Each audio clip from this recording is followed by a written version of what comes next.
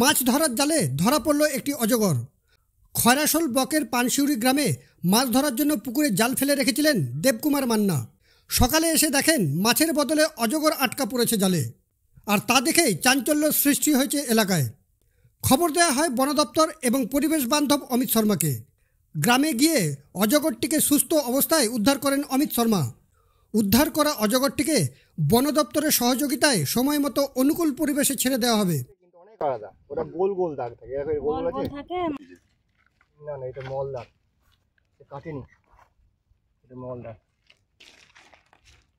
অজগর সাপ অনেক বড় হয়, এটা আবার ছোট আছে। তো জাল সাবধানে লাগাবে, জালের মধ্যে সাপ লাগবে, কারণ অজগরের জায়গা জলে থাকে, এই জলে থাকে, এগুলো এরকম অপরিচিত জলে থাকে বেশিরভাগ এই অজগর। সেই সাপটা সম্পূর্ণ নির্বিষ সাপ, যখনই বের হবে হয় ফরেস্টকে ফোন করবে অথবা আমাকে ফোন করবে। তবে হ্যাঁ বলবো, কখন ধরতে যাবেন না, কারণ সাপ জানেন না, হয়তো চন্দ্রবশত হতে পারে, এড্রোস হয়ে যাবে। হ্যাঁ, ইয়ে ওই দেখো পিছনে একটা ব্যাগ আছে, ব্যাগ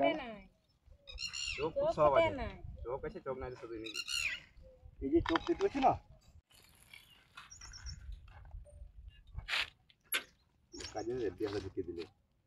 অন্ধকার না, কিছুটা হলে বুঝতে পারি যে এটা অন্ধকার আছে, গর্ত।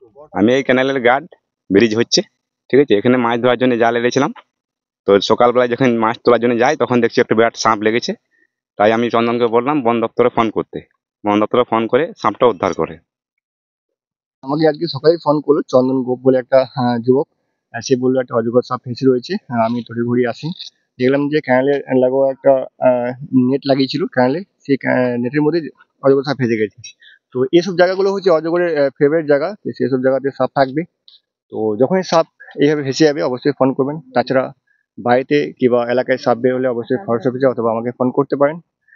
সাপ বের হলে আমি আসবো এবং সেটা রেস্কিউ করবো। নির্বিষ, সম্পূর্ণ নির্বিষ, ভয়ের কোনো কারণ নেই। তাছাড়া কখনো যদি কামড় হয় তো সরাসরি হাসপাতাল যাবেন। হ্যাঁ, আর একটা কথা বলবো যে সাপ কখনো মারবেন না। সাপ আমাদের পরিবেশের ভারসাম্য রক্ষাতে খুবই গুরুত্বপূর্ণ একটা জীব। তো বলবো সাবধান থাকবে, সতর্ক থাকবে।